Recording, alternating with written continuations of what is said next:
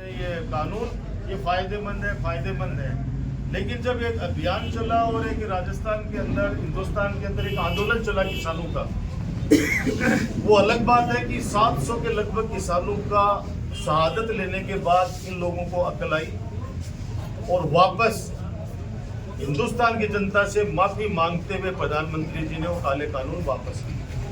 वही बात अब है अरावली में।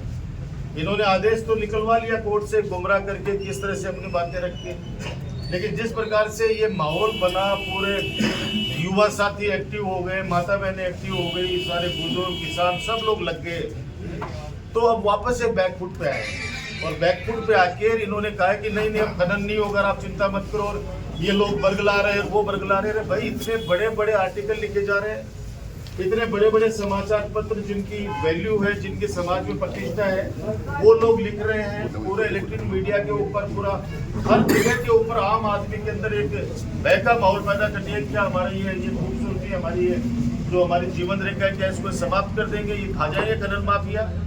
पहले इन्होंने जल बेचा, पूरे बंदरगाह के अंदर इन्होंने अडानी को दे दिया, फिर उन्होंने आसमान बेचा, एयरपोर्ट बेचे, हवाई जहाजों का संचालन बेच दिया। और पिछले दिनों देखा कि इनकी मोनोपोली की 1 महीने तक किस प्रकार से लोग बाग एयरपोर्ट पे, हवाई अड्डों के ऊपर रोते बिलखते दिखाई दिए, जिस प्रकार से नोटबंदी के अंदर दिखाई दिए थे। आज अब ये जंगल जमीन सबको बेचने में लगे हुए हैं। अब ये बहुत बड़ा सौदा है इन धन्ना सेठों के साथ में, खनन माफियाओं के साथ में। लेकिन हिंदुस्तान की जनता, मुझे लगता नहीं कि अब कोई इनकी ज्यादती को बर्दाश्त करेगी, तानाशाही को बर्दाश्त करेगी। और पूरे संगठन, हर प्रकार के लोग जो हिंदुस्तान को प्यार करते हैं, जो अरावली को प्यार करते हैं, वो सब लोग इस मुहिम में लग गए हैं। और मैं जहाँ तक समझता हूँ कि ये सरकार बैक फुट पे आ गई है। आने वाले समय के अंदर ये वही माफीनामा जो किसानों काले कानून जो लागू किए थे, उसी तरीके उसी शर्त पर ये माफी भी मांगेंगे और ये सारे के सारे इनको विड्रॉ करना पड़ेगा। हम लोग सारे लोग एक मुश्त इस काम के लिए हम लोग तैयार हैं। तो पहला तो मैं आपके सामने ये निवेदन करना चाहता हूँ। कल हमारी कांग्रेस पार्टी का जिला हेडक्वार्टर के ऊपर एक बहुत बड़ा सभा भी है, प्रदर्शन भी है। जिला कलेक्टर को हम लोग ज्ञापन भी देने वाले हैं। नंबर 2, अभी पंचायतों का इन्होंने पुनर्गठन किया है। ये पंचायतों का पुनर्गठन, ग्राम पंचायतों को बनाना, ये लोगों की सहूलियत के लिए होता है। जैसे मैं आपको एग्जांपल दूं कि तो पबाना ग्राम पंचायत के अंदर नार सिंगाड़ी आता था, बलरिया आता था। वो पूरा मुकुंद के टाउन को क्रॉस करके फिर पबाना जाते थे। आज बलरिया और नार सिंगाड़ी मिला के एक ग्राम पंचायत बनाई। ऐसे ही साव वाली टाणी और पहाड़ीला, ये सब टोडपुरा में आते थे। इनको चिराना होके आना पड़ता था। आज पहाड़ीला अलग से बना दिया, तो वो साव वाली टाणी, नोरा, इरोड़ी और उनका एक जगह बन गई। वो सारी की सारी वो लोगों के हित में। उस समय मैं बघेरा को बनाना चाह रहा था, लेकिन बघेरा के अंदर जिन गाँवों को मैं सम्मिलित करना चाहता था, तो मैंने सबसे राय ली। तो उन्होंने कहा कि साहब हम इस गांव में नहीं जाएंगे, हम इस गांव में नहीं जाएंगे, इस पंचायत में, हमें तो जहां है वही रहने दो। तो उस समय मैं बघेरा नहीं बना पाया, क्योंकि लोगों की इच्छा के विपरीत मैं नहीं करना चाहता, क्योंकि वो कह रहे हैं हमारी भावनाएं जुड़ी हुई है इस पंचायत के अंदर, हम लोग वोट मिले। अब देखो इन्होंने क्या किया है, मैं 2 ही छोटे छोटे एग्जाम्पल आपको दूंगा। सारी पंचायतों के टुकड़े कर दिए इन पंचायत समिति वार्डों के अंदर। धोड़ाखेड़ा से एक पंचायत शुरू होती है, 2 राजस्व गांव है। एक राजस्व गांव है चारण की डाणी, शार्दुलपुरा जिसको कहते हैं। उसके बाद में चारागाबास, ये 2 अब नई ग्राम पंचायत बना दी, उनके हिस्से हैं। उसके बाद में परशुरामपुरा को आगे लाओ, फिर देवगांव ग्राम पंचायत का नया परशुरामपुरा जोड़ दिया, फिर नया परशुरामपुरा से फिर भोजनगर ग्राम पंचायत के नाम गांव जोड़ दिया, राजस्व गांव। और उसके बाद बसावा का एक गांव खोजास, उसको जोड़ दिया। यानी 17 से 18 किलोमीटर का मेरे हिसाब से ये पूरा रूट हो गया। पंचायत समिति मेंबर के लिए कह रहा हूँ। जब भले आदमी आवश्यकता ही नहीं थी, वो आपस के अंदर पंचायतों के अंदर वही बाढ़ बना देते। अब आप सोचो कि जो मेंबर जीत जाएगा, चलो चारागाबास का, खोजास का कोई मेंबर जीता, उनको तो पता ही नहीं है कि ये नया परशुरामपुरा में कौन रहता है। अब बसावा और खोजास हमेशा एक साथ रहे, एक ही मेंबर उनका बनता था, बसावा, खोजास और मोनवाड़ी, यही था ना उस समय। मोनवाड़ी और बसावा का एक था। हाँ, मोनवाड़ी और खोजास और गोठड़ा का एक। गोठड़ा, ये हाँ गोठड़ा इधर आ जाते। अब उनको सबको छिन-भिन कर दिया। ऐसे ही तो इन 17 पंचायतों में, ऐसे ही इन 17 पंचायतों में। मैं आप लोगों के माध्यम से वीडियो साहब को, एसडीएम साहब को और कलेक्टर साहब को निवेदन करना चाहता हूँ करबद्ध तरीके से कि आप इस नवलगढ़ के अंदर जो ये तानाशाही मचाई गई है, वो एक कहावत है ना, कौन सी कहावत है वो, पटवारी, अनपढ़ पटवारी बस्तावारी। बस ये पटवारी के लिए नहीं कह रहा हूँ ये चीज, अनपढ़ पटवारी उसका बस्ता भारी। अब एक ऐसे व्यक्ति के हाथ के अंदर कमान है कि वो चाहते हैं कि देखो मैंने चुनाव पहले कहा था कि नवलगढ़ के विकास कार्यों का जो गुल दस्ता है उसको छिन-भिन कर देगा ये व्यक्ति, भाईचारे को छिन-भिन कर देगा। उसकी बानगी देख लो कि किस तरह से टुकड़े एक ग्राम पंचायतों के 4-4 टुकड़े किए हैं इसने। और उसके बाद में एक कार्यकर्ता ने पहले मुझे फोन किया कि भाई साहब ये क्या हुआ, आप हमारा साथ दोगे? मैंने कहा मैं बिल्कुल साथ दूं। फिर उन्होंने फोन किया माननीय विधायक जी को, वो कह रहे साहब लोगों में आक्रोश हो रहा है, विरोध हो रहा है। बोले विरोध सब झेल लूंगा मैं। मैंने कहा कितने बजे फोन किया था भाई? बोलो भाई साहब गलती होगी, रात को 9 बजे फोन किया था। मैंने कहा एक बार सुबह भी करके देख ले। अरे भाई कलेक्टर साहब, कम से कम आप तो पिछलों को मत बनिए, उम्मीद है झुंझुनू की जनता की। एसडीएम साहब, वीडियो साहब, आपसे भी कह रहा हूँ, पटवारी जी आपको भी कह रहा हूँ, ये क्या बनाया है आप लोगों ने, क्या बनाया है? क्यों आप आपस में, ये तो सिर्फ नवलगढ़ की बात की है, आप क्यों इस तरह से कर रहे हो? लोग बाग सड़कों पे उतरेंगे। मैं 10-15 दिन 20 दिन लोगों के अंदर आपस में चर्चाएं चल रही हैं। मैंने कहा एक बार आप लोग जो आपस में जो खुश हैं वो खुश रहे, कोई दिक्कत नहीं है। जिनको अच्छा लग रहा है कि हमारा सही हुआ है तो वो बहुत बढ़िया चीज है। लेकिन 80% जो गलत हुआ है वो लोग विरोध के स्वर आ रहे हैं। हम लोग एक यात्रा शुरू करने वाले हैं, एक बार उनसे चर्चा करके डेट डिसाइड करेंगे मिड जनवरी के बाद में, और गांव-गांव डाली-डाली में जाएंगे जहां से लोगों के हमारे पास फोन आ रहे हैं। तो प्रशासन को झुकाएंगे इस मामले में, क्योंकि चाणक्य ने कहा था कि एक अनपढ़ शासक कुछ नीतियां लागू करता है जनता के ऊपर, और उसमें कुछ डरपोक लोग वो तालियां बजाते हैं उसके सामने, तो पीछे से फिर वो अपने आप को रात को आके घर में शीशे के सामने पीठ थपथपाते हैं कि देखो मैं कितना बड़ा तानाशाही नवलगढ़ में नहीं चलेगी। तानाशाही बहुत चला ली, लोगों के अंदर खूब डरा दिया। दुर्भाग्य है एक गांव, एक कस्बे के अंदर इस सुशासन रथ को लेके कोई व्यक्ति पहुंचता है और वो माननीय वहां पे अपने भाषण में क्या कहते हैं कि आप सब लोग तो बिके हुए हो, आप सब लोग तो वोट आपके बिकते हैं, आप लोग तो ऐसे हो, अगर आपने मेरी नगर पालिका नहीं बनाई तो एमएलए कोटे का मैं 1 रुपया नहीं दूंगा। तो मुझे लग रहा है कि बाबा राम साहब पीर एमएलए कोटे का रुपया आने वाले समय में देने भी नहीं देगा। अभी तो 40 लोग और बाकी है, अभी तो 3 ही है, अभी तो 40 बाकी है।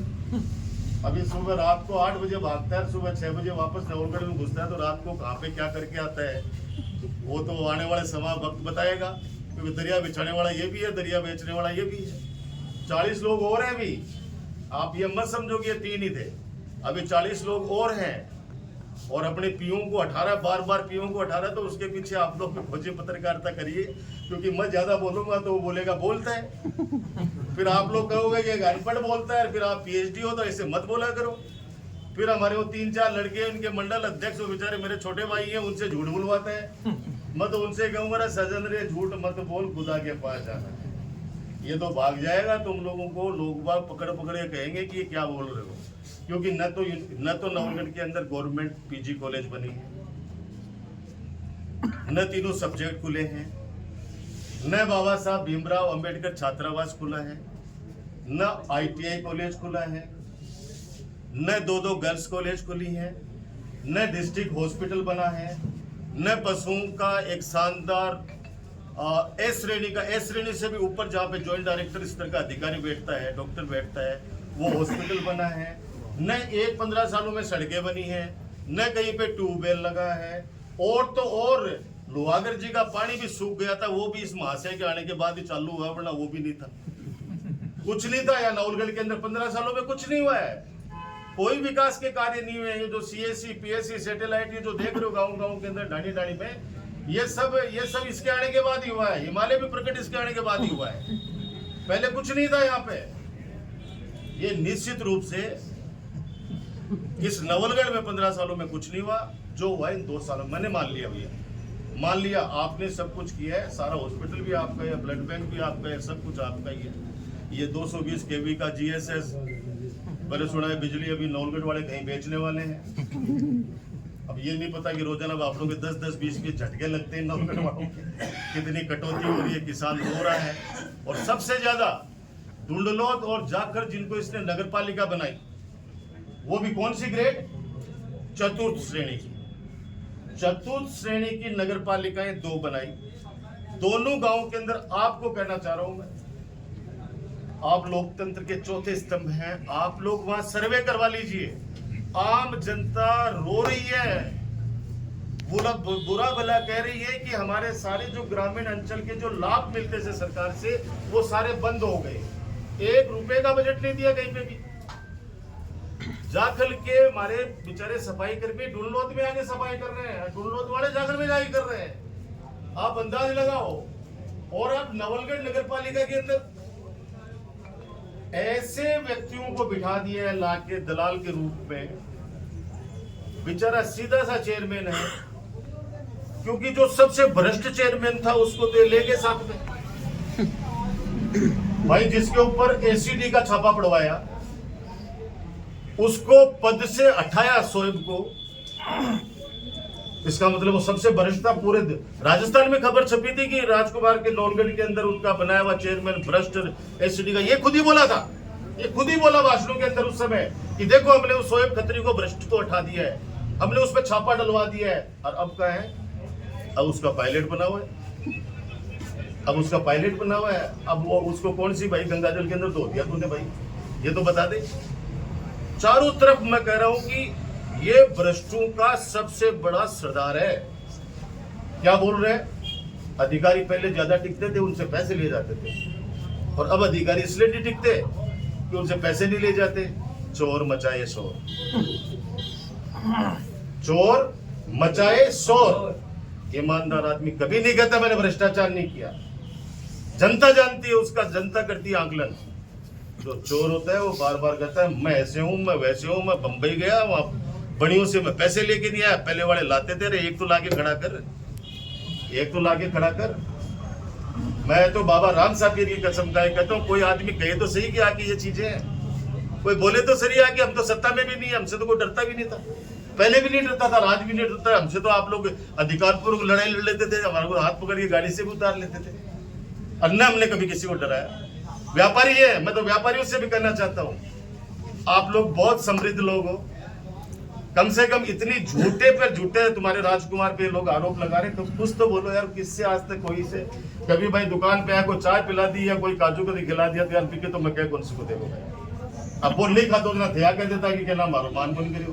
बाकी कोई तो बताए किसी से कभी लिया हो तो। लेकिन मैंने कहा ना चोर मचाए शोर, अधिकारी क्यों नहीं टिकते? अधिकारियों ने सब ने इसकी सीढ़ियां बना रखी है। समय आने दो, वो खुद कह रहे भाई साहब अभी थोड़ा सा वक्त नहीं है, हम लोग उसको रिलीज करें, सब चीजें रिलीज करेंगे हम। किस सबसे पहला चाहिए लोगों को इज्जत। अधिकारी वही टिकेगा जिसको आप सम्मान के तरीके से बात करेंगे।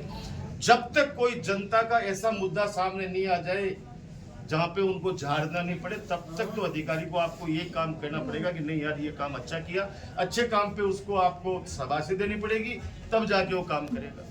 अब आप रात को गालियां दे रहे हो उनको, है? खुद एक एसएचओ कहते हो कि थाने में रात को तेरे को हवालात खोलनी पड़ेगी, मैं खुद कुटूंगा इसको आगे।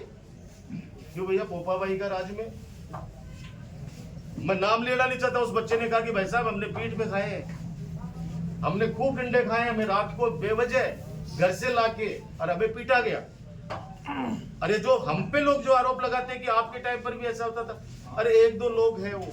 अब वो लोग क्या अपने माता पिता को मार रहे थे तो उनको ले जाके थाने के अंदर किसी ने पुलिस वाले ठोक दिया, उसका तो मैं क्या करूं? मेरा पर्सनल किसी से कोई बैर नहीं था, न है और आज भी नहीं है। अधिकारी यहाँ 2-2 साल, एक रामस्वरूप बराला जी मुकुंदगढ़ के अंदर ऐतिहासिक 4.5 साल एसएचओ रह के गए। आप बच्चे से जाके पूछ लो उस थाने के अंतर्गत आने वाले गांव डाणी में से सब लोग ये कहेंगे कि ऐसा अधिकारी हमारे कभी नहीं आया। वो व्यक्ति 2 भाई अगर लड़के आ जाते थे तो मेरी भावनाओं के अनुसार उनको राजी राजी करके और भेजता था। हाँ, कोई अपराधी अगर कोई अपराध कर रहा है और आम आदमी को अगर वो दुखी कर रहा है तो उसको जरूर प्रताड़ित वो जो भी कानून के संबद्ध सजा थी वो मिलती थी। यह अधिकारी बहुत अच्छा काम करके गए, सारी चीजें अच्छी हुई। अब अधिकारी इसलिए नहीं रहना चाहते कि इस भ्रष्ट तानाशाह ने हर चीज पे बंदी बांध रखी है। हम ट्रोमा जलाना चाह रहे थे, हमें बदनाम किया गया, हमें हवन करते हमने हाथ जलाए।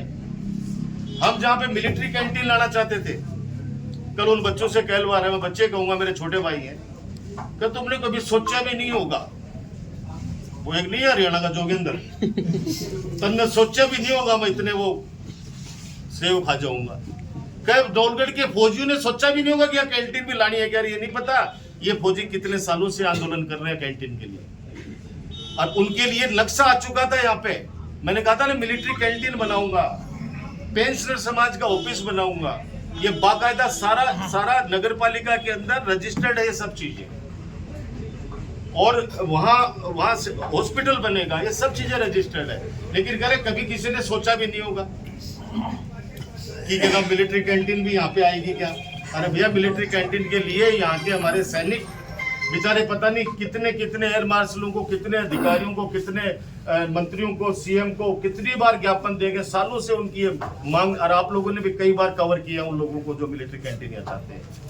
मैं आपके माध्यम से ये कहूँगा कि हाँ, मुकुंदगढ़ के अंदर अभी बताया था मैंने आपको भाषण के अंदर, खुलेआम उनको कह रहे हैं कि आप लोग बिकाऊ। अरे भैया, बिकाऊ नहीं है, स्वाभिमानी लोग हैं मेरे नवलगढ़ के।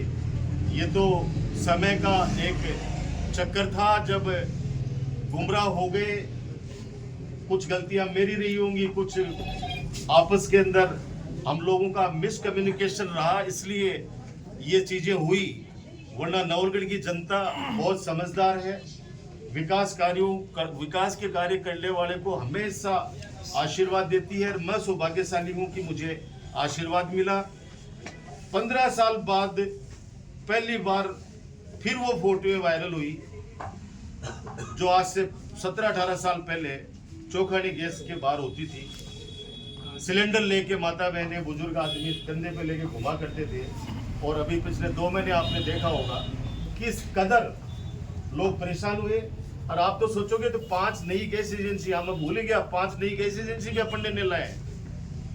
5 जो नई गैस एजेंसी गांव-गांव में है, वो भी अपनी नहीं लाई हुई है। जिस प्रकार से लोहागढ़ का पानी अभी स्टार्ट हुआ है इसके आने के बाद, तब से ही इसके समय की बातें हैं ये।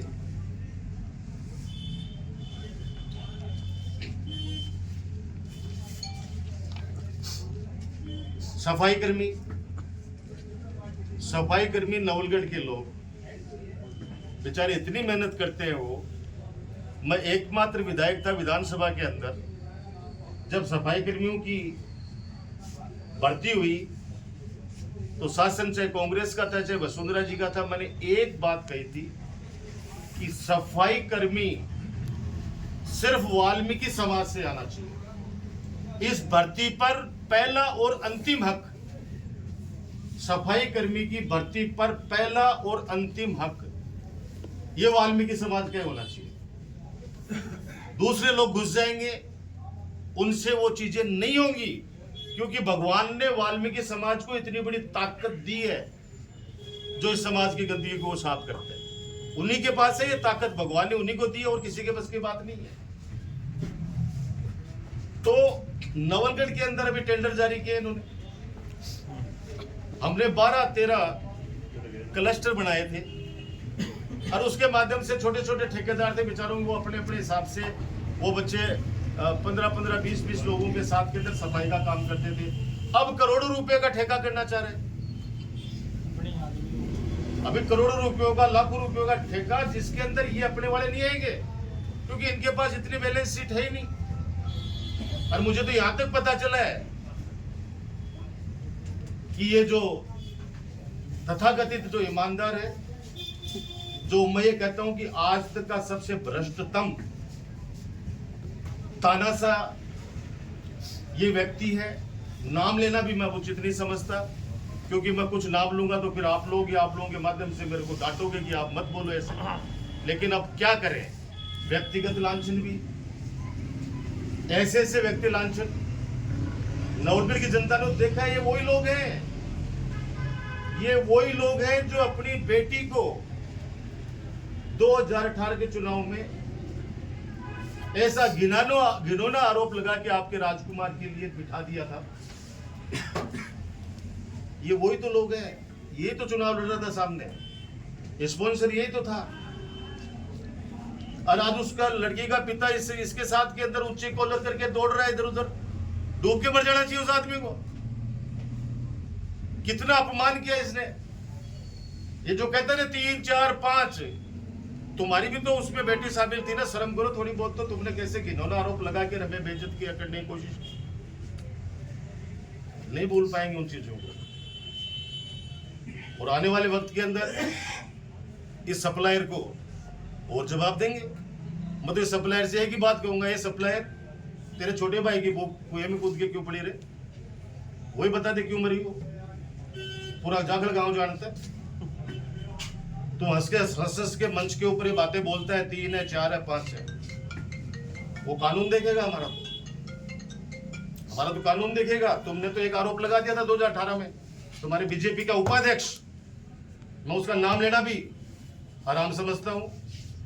उसने अपनी बिटिया को किस कदर बिठाया था, पूरे नवलगढ़ ने, पूरे देश ने देखा है, पूरे प्रदेश ने देखा है।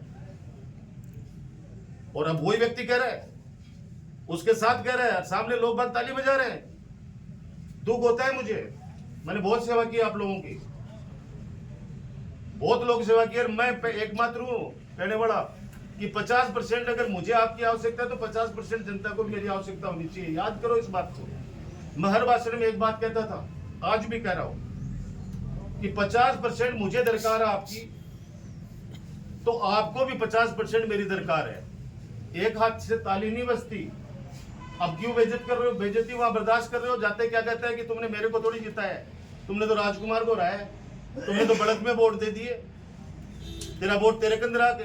ये नहीं सुना होगा आज तक आपने, अब सुन रहे हैं लोग। बात फोन करके कहते हैं भाई जी आज तो खूब बेइज्जती करा के आए, आज तो खूब ये सुन के आए, धक्के दे दे के बाहर निकालना लोगों को।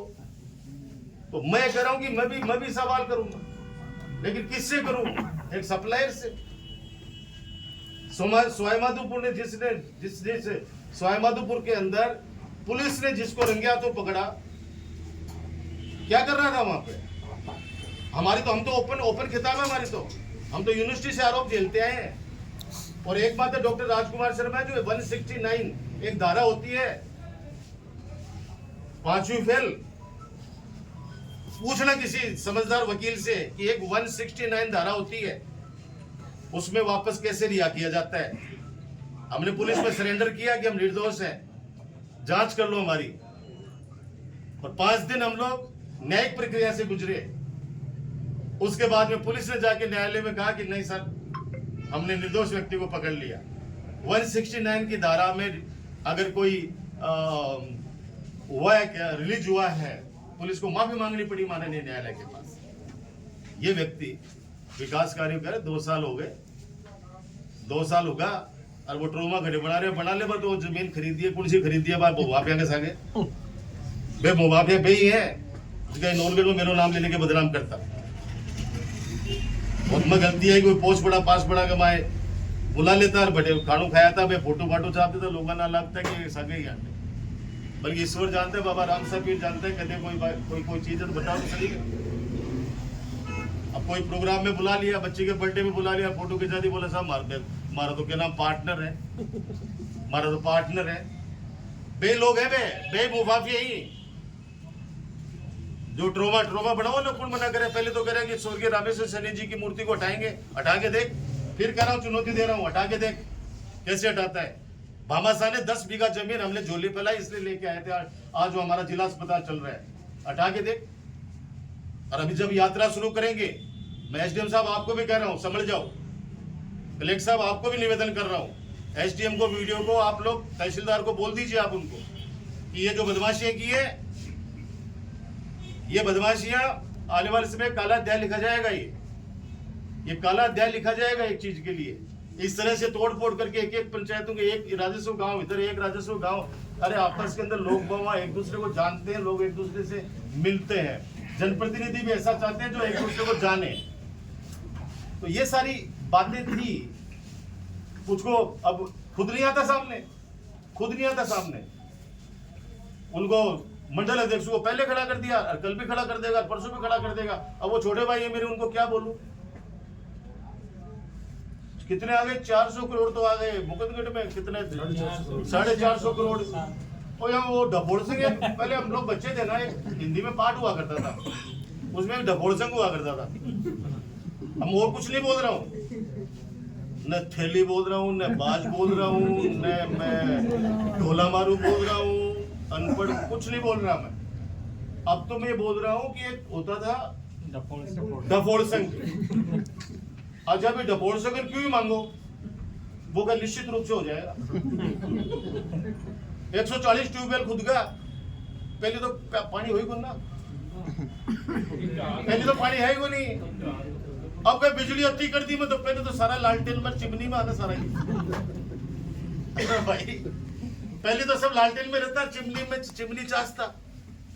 अब तो बड़े बड़े पुरुष वो ग्रेड बता है, वो ग्रेड बता अभी लोग बन बेरो रहे आज की। अब भेरी के माँ वो बन रहे भला आदमी, वो पुरुष साल के माँ स्वीकृत तो हो, उसके बाद में जमीन को नहीं मिली। दोबारा ले आया, दोबारा स्वीकृत कराया, और फिर जमीन को नहीं मिली। 2022-23 में तिबारा इन वापस अशोक गहलोत जी से स्वीकृत करायो, और बेरी में जाके वहां के सरपंच जी वहां का हाथ जोड़ा, क्योंकि आपने लोलगढ़ के माँ जमीन को नहीं भाई मैं करूं जने तो वो मेड़ो बराबर बटे जने तो वो क्या बोले, अगर अभी अवन करते हाथ जड़ायो ना, अगर जमीन होती तो अभी तक तो आपका ट्रोमा सेंटर बन चुका होता, लोग लाखों लोगों की जान बचती। अब मैं कह रहा हूं कि 2023 जब चुनाव के टाइम पर ये बिल्डिंग भवन तैयार हुआ, अपन ने उसका भवन का उद्घाटन किया। 50 लाख रुपए की स्वीकृति 2022-23 में आई हुई है, और इनको सिर्फ इक्विपमेंट्स खरीदने थे, उसमें भी इन्होंने 2 साल लगा दिए। अब ये 2 साल क्यों लगा दिया मैं बता दूं आपको, कि ये तुरंत कर देते तो ये सोचते कि राजकुमार का नाम हो जाएगा। अरे भैया मन नाम कौन चाहे, मन नाम को नहीं चाहे भैया, ढपोड़ संघ तू भाई तेरे नाम कर ले, सारा काम तेरे नाम, कॉलेज भी तेरे नाम, ITI कॉलेज भी तेरे नाम, सारा कुछ तेरे नाम कर दिया। तो यार ये टुकड़े तो मत कर भाई, ये टुकड़े मत कर, मारा लोगों गाड़ मत काट भाई, लोगों की बेइज्जत मत कर भाई, ये काम मत कर। तो तेरे को MLC मुबारक जनता ने चुना है भाई, जनता ने वोट दिए इसलिए बना है, लेकिन ये मत कर, अपमानित मत कर। डरने वाला कोई नहीं है, कोई डरने वाला नहीं है, भूल जाए, गलत में मत पाल, कोई डरने वाला नहीं है। जनवरी के अंदर जिस दिन हमारी यात्रा का आगाज होगा, जब कारवां शुरू होगा, मैं आज कह रहा हूं पूरे नवलगढ़ विधानसभा के अंदर जब हम लोग घूमेंगे और घूम के और लोगों से मिलेंगे, जो बातें मैं वो फोन पे बता रहे हैं, मिल के बता रहे हैं, उनकी सबकी इच्छा है कि आप एक यात्रा शुरू करो, ताकि ये जो भय का डर का माहौल, मैं कहता था हमेशा कि 7 बजे बाद में घूम चक्कर जाने से डर लगता था 2008 से पहले, आज वापस वो स्थिति आ गई है। वापस वो स्थिति आ गई है। आज साहब को अकेला जाता है, कद कोई सी कैंपर बछेड़ दे जाए, यो कोई नहीं करो, और सुनने वाला कोई नहीं है। थाने में जाने से पहले 10 बार सोचता आदमी कि मैं थाने की तरफ, कौन पीड़ित पक्ष की बात कर रहा हूं मैं, पीड़ित व्यक्ति थाने की तरफ जाते हुए 10 बार सोचेगा कि मैं जाऊं या नहीं जाऊं। कारण अधिकारी जो रहना नहीं चाहता वो कभी भी जनता का भला नहीं करेगा। जैसे घर के अंदर अगर बेटा रहना नहीं चाहता बाप के साथ में, तो उस पिता की सेवा नहीं होगी। वही बेटा सेवा करेगा पिता की, जो पिता को रिगार्ड करेगा, उस घर के अंदर वो चाहे उसको कितनी भी बेइज्जती हो, वो रहना चाहेगा अपने माता के पिता के पास में, वो सेवा करेगा। अब अधिकारी रहना नहीं चाहता, वो कहेगा ज्यादा से ज्यादा क्या करेगा ट्रांसफर। एक रिकॉर्डिंग भी सुनाई है अधिकारी मैंने, वो सामने से बोले साहब गाड़ी नहीं दोगे आप, MLA हो तो अपनी जगह हो। बोले तू जानता नहीं है मेरे को, मैं सरकार हूँ, बोला सरकार होगी तो ज्यादा ज्यादा तू ट्रांसफर करा और क्यों करे करा दे ट्रांसफर। मन तो एसडीएम सु चपड़ा से तो बड़ा बोल सके, मैं कहीं और जगह लग जाऊंगा। अच्छे ईमानदार अधिकारियों को आवश्यकता रहती है हर जनप्रतिनिधि को। मैं तो हाथ जोड़ जोड़ के लाता था, अब घर पहले डॉक्टरी को नहीं आ और घर पर से सीएससी में तो गए मेरा गांव की कोई बिका घर की कोई बकरी पर बैठे गए जाके। अरे तो पर सीएससी में दे के दियो, तू जाकर के सीएससी में दे के दियो, बता तो सही एक बार आके टाबरा कह दियो कि आंकड़ा बताए होते तो।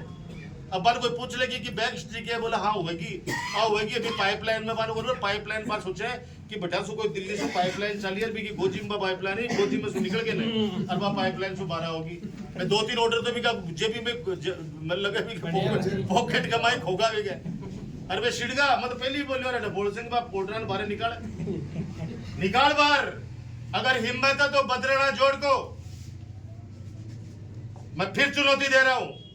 अगर हिम्मत है, जिस बदराना जोड़ को लेके मुझे बदनाम किया तूने और तेरे लोगों ने, उसको जनता को समर्पित करवा। सरकार है तेरी डबल इंजन की, करवा उसको। वकील के पैसे नहीं तो हमसे ले ले, हम साथ में चलेंगे। दिलवा वापस खिरोड़ का वो जोड़ा 500 बीघा का जो तेरी डबल इंजन की सरकार ने उस अल्ट्राटेक सीमेंट को दे दिया, अल्ट्राटेक सीमेंट को दे दिया। दिलवा वापस वो 500 बीघा का जोड़ा। अगर हिम्मत है तो जोड़ा खुद खाने वाला, चारों तरफ व्यभिचार मचाने वाला और हम पे आरोपित करता है। मैं फिर कह रहा हूं कि समुद्र की जो शांत लहरें है ना, उसको देखकर गलतफहमी में घर मत बसा लेना किनारे पर, ध्यान रखना। हम लौटेंगे और जबरदस्त तरीके से लौटेंगे और जनता के आंसुओं के साथ लौटेंगे और वापस कुर्सियां देंगे।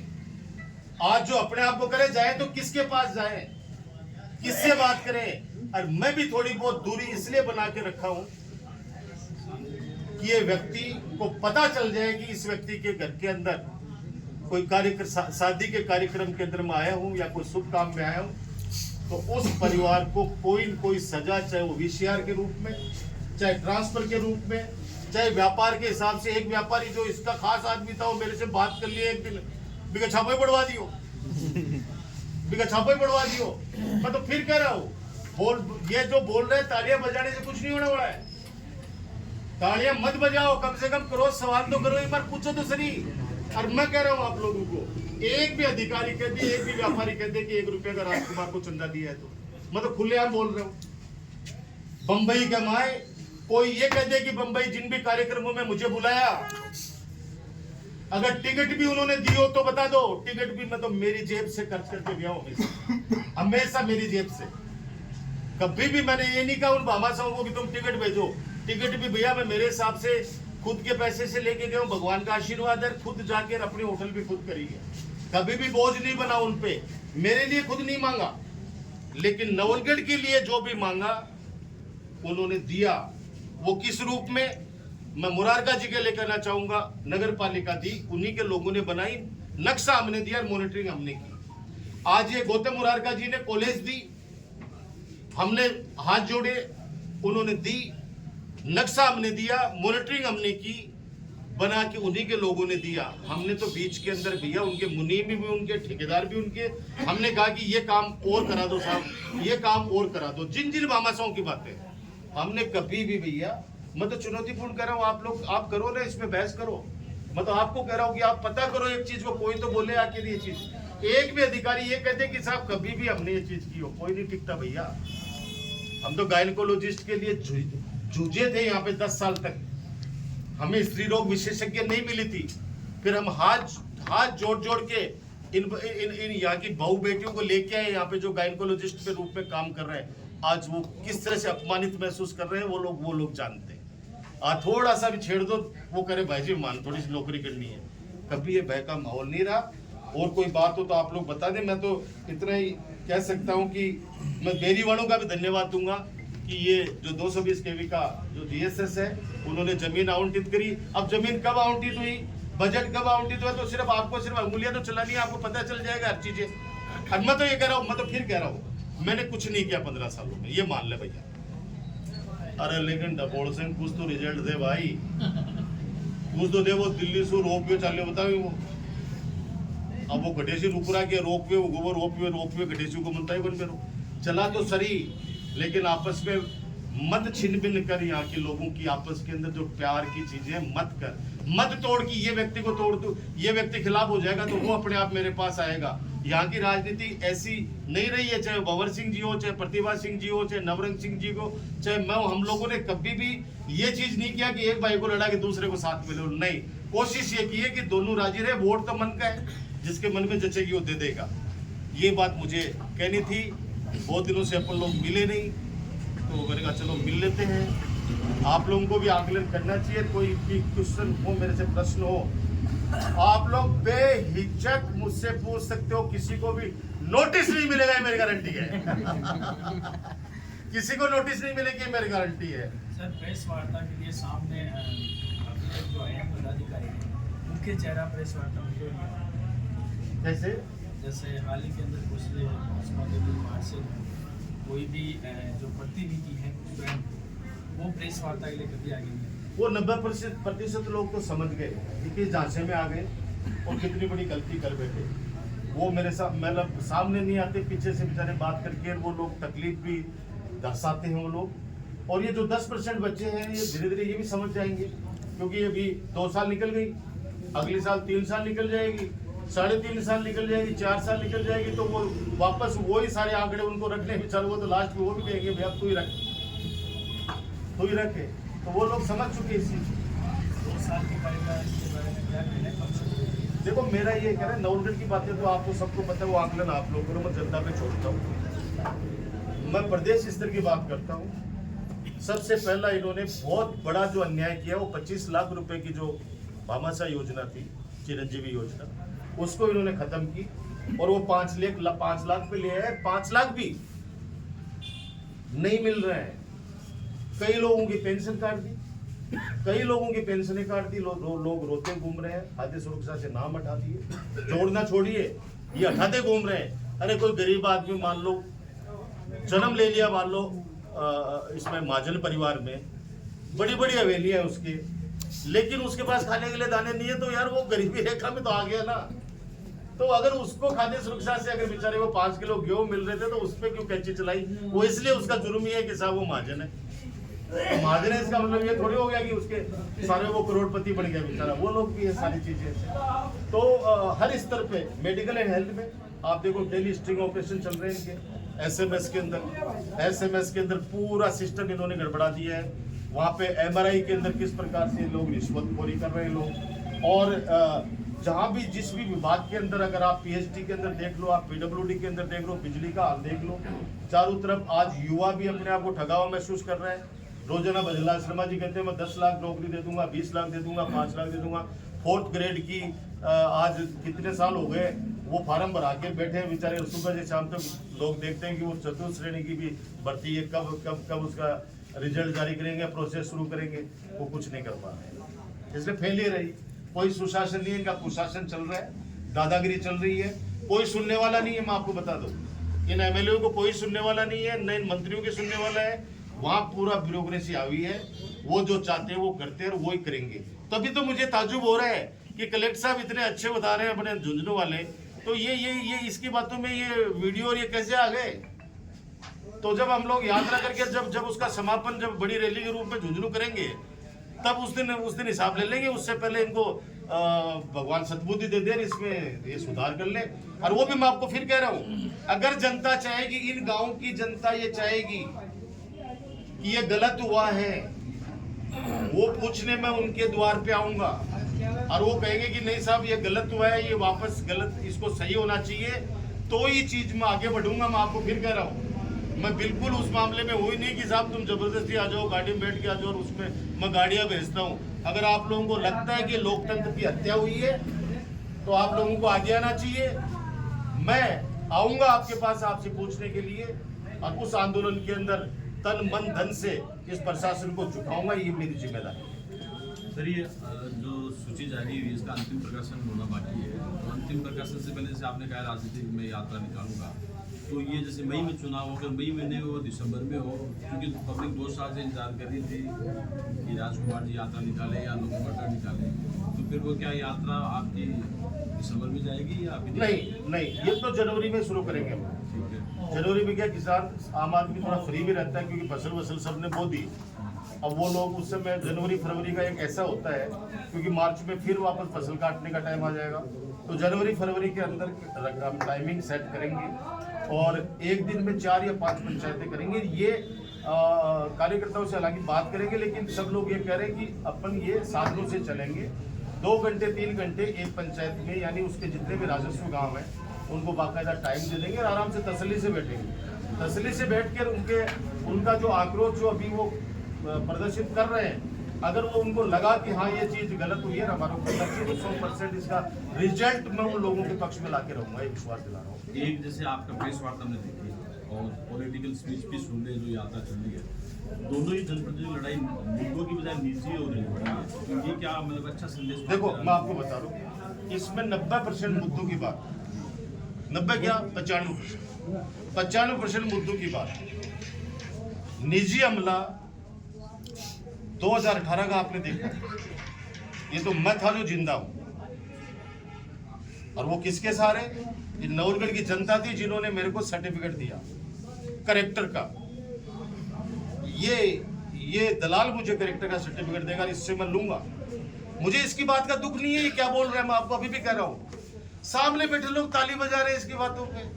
तकलीफ उस बात की है क्योंकि उनको सबको पता है कि 100% झूठ बोल रहे हैं, लेकिन फिर भी ताली बजा रहे हैं। तकलीफ इस बात की है। मैं निजी अमला में क्या कर रहा हूँ, मैं अभी पिछले होली के टाइम की बात है, उसके बाद से मैंने कुछ बोला? मैं कुछ नहीं बोला। ये हर मीटिंग के अंदर एक ही बातें बोलता जाता है, एक ही मीटिंग है। कानून के अंदर क्या अधिकार है, कानून के अंदर क्या कर सकते हैं, तो तेरी सरकार है। अगर हमने कोई अपराध कर रखे तो तू करना, लेकिन क्या करेगा मैं बता रहा हूँ। फिर सोए वाली बात करूंगा कि उसके ऊपर एसीडी का छापा डलवाया, नगर पालिका को बदनाम किया, उसको पद से हटा दिया उसको, और आज उसकी गाड़ी चलवा रहा है उससे। तो क्या नवलगढ़ की जनता देख नहीं रही है क्या? आंखों से कोई अंधा हो सकता है, या का अंधा को नहीं होना चाहिए भाई। मैं ये चीज कहना चाह रहा हूँ। हमारे तो लोग थे, वो हमारे तो लोग थे। अरे क्या पता अभी वो डर के मारे बिठा रखा उनको। डर के मारे कितने दिन तक रखोगे? जानवर भी नहीं रहता डर के मारे तो। लेकिन नवलगढ़ की जनता ठगी हुई महसूस कर रही है कि ये कैसा क्या कर रहा है। बाकी मैं व्यक्तिगत नहीं जाना चाहता, सच्चाई है। एक नवलगढ़ विधानसभा में खिरोड़ गांव में गैंगवार होती है, न तो आपने न वर्तमान विधायक ने पूर्व विधायक ने सोशल साइट पर युवाओं के विषय में पॉजिटिव नेगेटिव कुछ भी आप दोनों ने आलेख नहीं लिखा है, आप उसके अपने विचार, जैसे गैंगवार क्षेत्र में कॉन्स्टिट्यूंसी से जुड़ा हुआ गाँव। अपराध का मैंने आपको जब कह दिया कि भय का इतना वातावरण है कि 7 बजे गांव के चौक में जाने से लोग डरते हैं। अब इससे स्पष्ट और क्या कहूंगा, लोग कोई शादी में जाने से डरते हैं कि पीछे से चोरी हो जाएगी। एक दिव्यांग का आपने भी कई बार कवर कर लिया, चौथी बार उस दिव्यांग के बेचारे की चोरी हो गई। मतलब है बकरी चोर, मोठ चोर, गंवार चोर, कितनी चोरियां कभी सुनते नहीं थे हम तो। अब तो इतनी चोरियां हो गई कि बेचारे कोई दुकान बंद करके जा रहे तो पता चला कि सुबह शटरिंग चोरी करे और सारे डकैती डाल दी गई है। मैं फिर अभी कह रहा हूँ, अपराधियों को संरक्षण कभी नहीं दिया है। मैं आज फिर कहना चाह रहा हूँ आपको।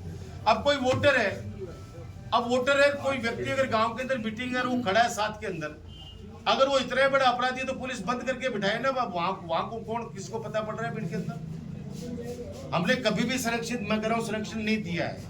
खुले खिलाफ है। आम जनता के अंदर ये जो भय है उसको निकालेंगे वापस। 15 साल में देखा है ना आपने, हर चीज देखी है ना।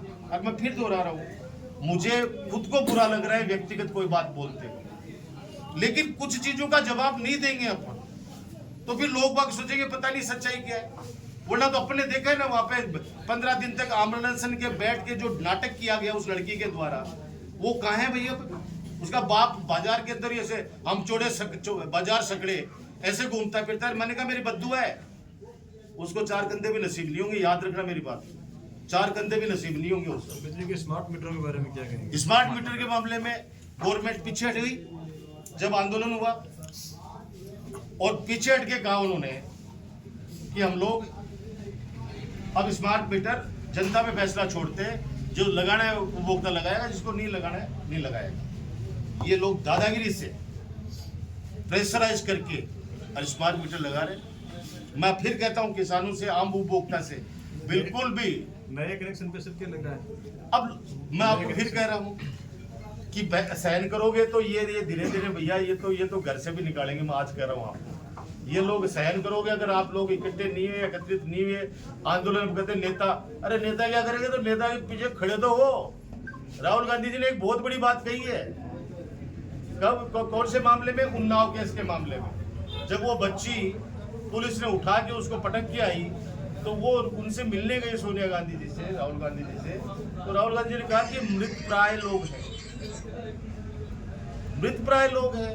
वो ही निर्भया हुआ था, दिल्ली की सड़कें जाम हो गई थी क्योंकि उस समय शासन कांग्रेस का था। यही उन्नाव का कांड हुआ, बीजेपी का एमएलए जेल में पड़ा है, उसके पापा को मार दिया गया, उस लड़की के को, उसके 2 मौसी को मार दिया गया, उसके वकील को हत्या कर दी गई। उसके बाद के अंदर कोर्ट के द्वारा उसको रिलीफ दिलाई जा रही है कि इसको जमानत दे दी जाए। और वो बच्ची अगर जाके इंडिया गेट पे बैठती है कि एक सोशल एक्टिविस्ट के साथ में, उन दोनों को, उसकी माँ को पकड़ के पुलिस के अंदर कह रहा है यहाँ पे आपको इंडिया गेट पे बैठने का अधिकार नहीं है। और उस समय इंडिया गेट के ऊपर ये सारे के सारे लोग किस कदर, लेकिन क्या उस समय लोकतंत्र था? उस समय लोग बाग शासन जो लोकतंत्र में विश्वास करने वाले का कि विरोध भी हो रहा है तो हम विरोध को सुनेंगे, वो सुनने वाले लोग थे।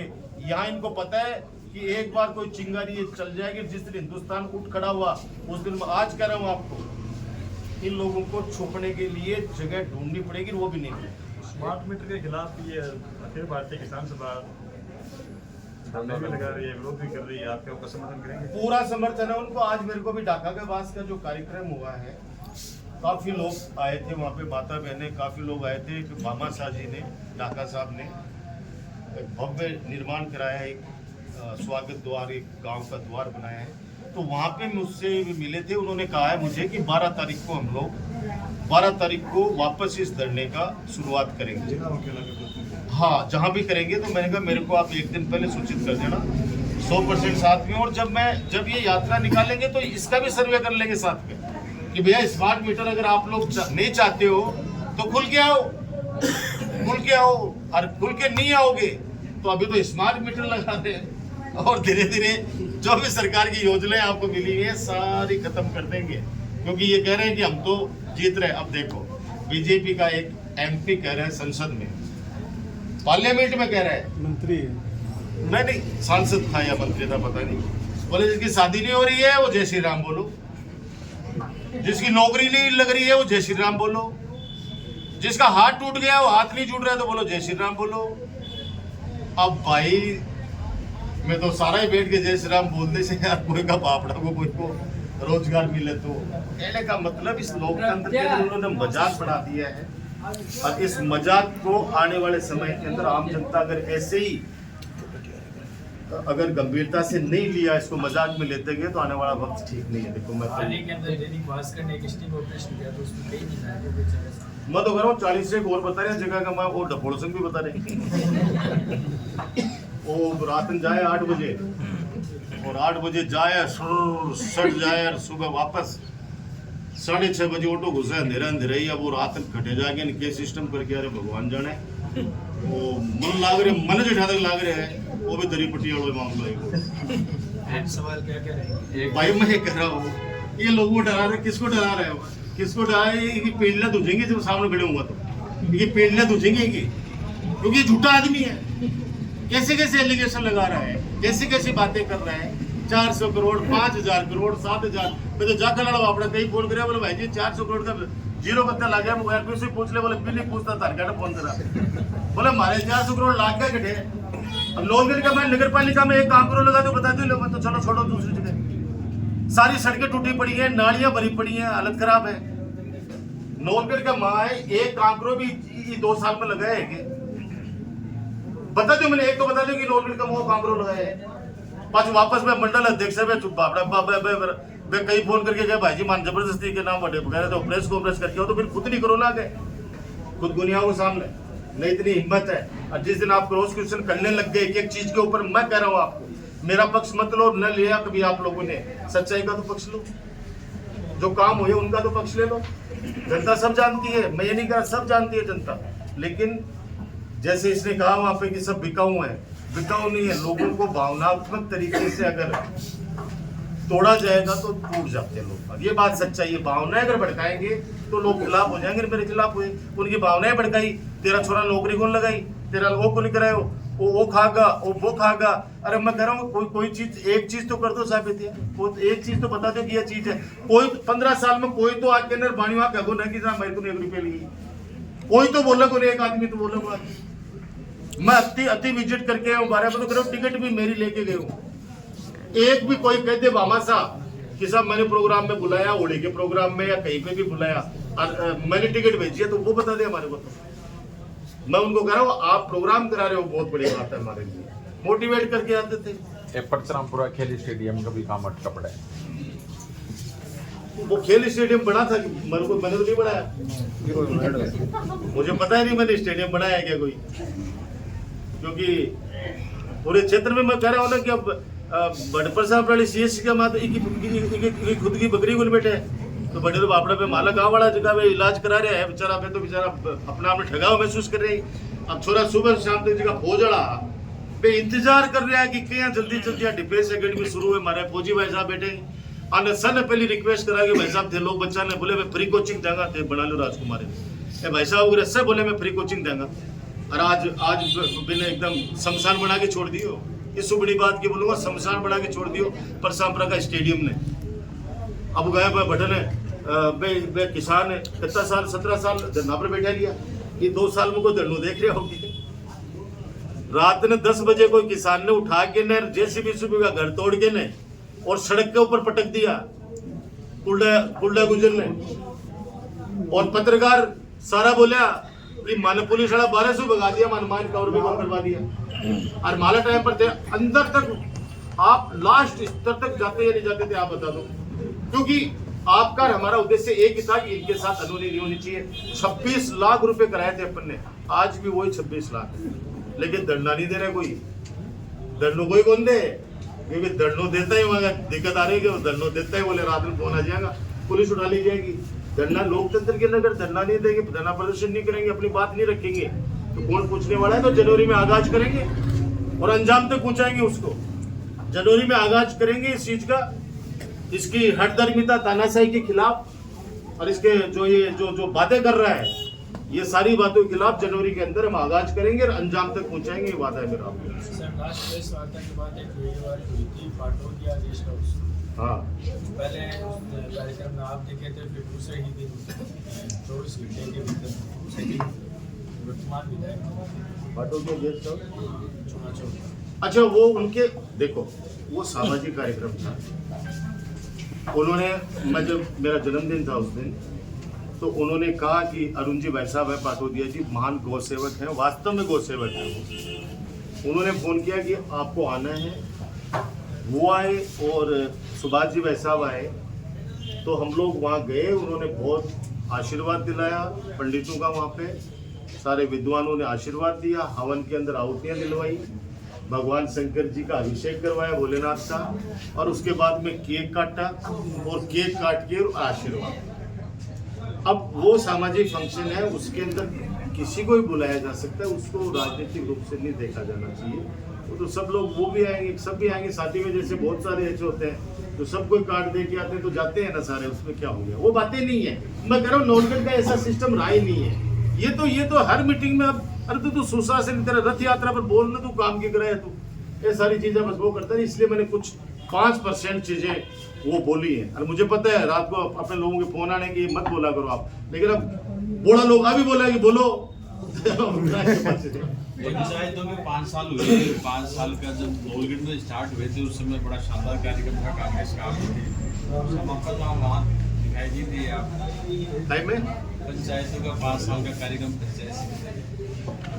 पंचायत समिति का प्रोग्राम आगाज शुभकामनाएं देना चाहिए। नहीं, शुभकामनाएं हमेशा, आगाज ही अच्छा हुआ था, समापन तो कहाँ अच्छा हुआ, आगाज ही अच्छा हुआ था, समापन तो कहाँ हुआ। एक मुख्यमंत्री जी ने हेरिटेज संरक्षण को लेकर जो नौलगढ़ में काम होने वाले उनका शिलान्यास किया है, उस बारे में मुझे तो ये नहीं समझ में आ रहा कि अभी पहले अपने टाइम पर जो भी हवेलियाँ टूटी मेरे पे आरोपित करते थे, अब कितनी हवेलियाँ टूट चुकी है रातों रात, ये तोड़ा जा रहा है, अभी भी तोड़ाया जा रहा है। और ये एक तरफ से कह रहे हैं कि हम लोग वैल्यू को संरक्षित कर रहे हैं। जब तक कोई ठोस नियम नहीं होंगे तब तक नहीं हो पाएगी भाई ये चीज़ें। तो अब आरोपित बता रहा हूँ ना, पहले तो कोई बकरी भी नहीं बैठी तो मेरे पर ही आरोप लगा था लोग बात। अब बड़ा बोलने को नहीं, क्यों स्वामी भी सुन को बोलने को नहीं कोई भी, लेकिन बोलेंगे, आप चिंता मत करो, बोलेंगे। क्योंकि अब लोगों के पानी है वो सर के ऊपर से निकल चुका है, तो लोग अब आएंगे सामने, निकलेंगे बाहर घर से। देखो डेडाना जोड़ के लिए मेरा क्लियर स्पष्ट है, पानी की निकासी होगी तो धरती पे, पानी की निकासी होगी तो धरती पे। इसको तो ये भी नहीं पता है कि वो प्रपोजल क्या है और वो काम इतने साल क्यों रुका पड़ा। आपको पता है कि सिंगापुर से टीमें आई थी, ये जो 35 करोड़ रुपए मिला है कहां से मिला है? वर्ल्ड बैंक से। इसको भी नहीं पता ये चीज। अभी तो एक बार उसको एमएलए की फुल फॉर्म पूछना, अभी मैं बोल रहा हूँ कि यार रट ले, क्या पता रट भी ले तो रट के बोलते तो बेचा है। वर्ल्ड बैंक से 35 करोड़ रुपए जारी है, टेंडर हो चुके हैं। उसका नक्शा इतिहास में दर्ज है कि वहां क्या बनना है। एक बहुत बड़ा नवनगढ़ का प्रवेश द्वार बनना है, कहां पे? कृषि उपज मंडी के पास। वहां से सीधा आना है उस पे। वो जो इतना बड़ा गड्ढा बना है, ये इसकी प्लानिंग नहीं है, ये उस समय हमारी प्लानिंग है। इसके अंदर गंदा पानी, सीवरेज का पानी नहीं जाएगा। जो सच है वो सच बोलेंगे। ये पानी जाएगा, रिसाइकिल होगा और उसके ऊपर फुहारे लगेंगे और उसके चारों तरफ एक हॉट बाजार, नाइट बाजार सजेगा, जहां पे ये गोलगप्पे वाले, जो पाव भाजी वाले, इनको नगरपालिका कियोस्क आवंटित करेगी। वहां इनको रोजगार मिलेगा, वहां फाउंटेन चलेंगे दोनों तरफ, एक सुंदर दृश्य होगा। और वहां से एक हेरिटेज वॉक है, हेरिटेज वॉक आएगी सीधी बाबा रामसा पीर के मंदिर के पास, जिसमें लाइटें, यानी रात को परिवार के साथ व्यक्ति वहां से आ सकता है, जा सकता है, वहां न कोई सड़ांध आएगी। लेकिन ये जो पानी है, जो अपने ये जो नौनगढ़ का पाएगा, सिर्फ ड्रेनेज की बात कर रहा हूं, बारिश का, ये बरसात का पानी जाएगा तो जमीन में ना, तो वो ही सुटेबल जगह थी। तो ये काम शुरू हो गए थे आज से 3 साल पहले। अब क्या है कि वो जो ठेकेदार है वो यहाँ काम नहीं करना चाहते। तब तक आप लोग जाओ कि कितना प्रतिशत हिस्सा उससे ये मांग रहा है। ईमानदार को बड़े ठोक्यो, आपने अपनी भाषा में ना कि ईमानदारी को ठोक्यो बने, तो अंडा भी ठेकेदार ने बापड़ा दुखी कर रखी है। अब वो 35 करोड़ रुपया लाग गया नौनगढ़ का, मैं चका मैं चारू गेटा को भी जीर्णोद्धार है। बदराना जोड़ की वो जो है ना बावड़ी, उसके ऊपर भी उसमें 50 लाख रुपए खर्च होने हैं इसी बजट में, 35 करोड़ में। ये नया बजट कुछ नहीं है। ये सिंगापुर बैंक ने नगरपालिका को लोन दिया था, उसकी किस्त जारी है, वो भी कुछ क्या? वो आप एक बार आप पता करो, क्योंकि जितना डिले होगा तो किस्त जाएगी। इसका मतलब पब्लिक का ही है, तो पैसा तो सारा ही पब्लिक का है। एमएलए कोटा हो, एमपी कोटा हो, सरकार ये जितनी भी घोषणा कर रही है, एक एक रुपया पब्लिक की गाड़ी कमाई के टैक्सेस का है। ये तो किसी को भ्रम में रहना ही नहीं चाहिए कि ये सारा पैसा, मैं तो पहले हमेशा से कहता पैसा आपका है, आपके माध्यम से सही जगह लग जाए, वो मैं प्रयास करता हूँ। और वो प्रयास किया, उसको लोगों ने अप्रिशिएट भी किया। मैं तो ये कह रहा हूँ कि ये जो डेडाना जोड़ वाला इश्यू है, इसकी आप एक बार हकीकत सामने ले आओ। वो जो बना है ना, वो इतना सुंदर बनाया हुआ है, 35 करोड़ रुपए की लागत से इतना शानदार हेरिटेज कॉरिडोर बनेगा कि यहाँ घूम चक्कर से भी आपको भीड़ कम नजर आएगी, क्योंकि वे ट्रैफिक उधर डाइवर्ट हो। सड़क तो अपन ने अच्छी बनाई थी, वो शानदार सीमेंटेड सड़क बना दी, वरना क्या हालत थी उसकी। अब वहां से वो हेरिटेज वॉक होके सीधा जाएगा कहाँ पे? बाबा रामसा पीर के।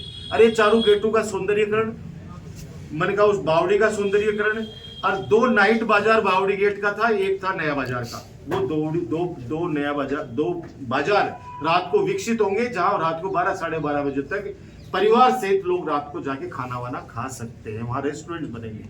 बड़ी प्लानिंग थी वो, पैसा आ चुका है, टेंडर हो चुके हैं। अब काम करवाना आप लोगों की जिम्मेदारी है। नहीं ये वापस किसी को सबलेट करवा देगा और वो ही घूंगड़े बंद पटेंगे। मैं तो ये कह रहा हूँ, थोड़ा सा ध्यान कर लो जी, अपनी सबकी जिम्मेदारी है। पैसा आपका मेरा ही है, ये ध्यान रखना। पैसा आम जनता का ही है, अपने टैक्स से ही पैसा सरकारों के पास जाता है और वो पैसा वापस आता है। इसमें गलत फहमी में किसी को रहना नहीं चाहिए। हमें बनना चाहिए थी। तो नौगढ़ की राजधानी जाकर पर शाम बुराई हो रही है नौगढ़ दो गांव ज़्यादा चर्चा में है, पर शाम बुरा और जाकर, जबकि नौगढ़ तो बहुत बड़ा है। नौगढ़ की बात नहीं होगी फिर वो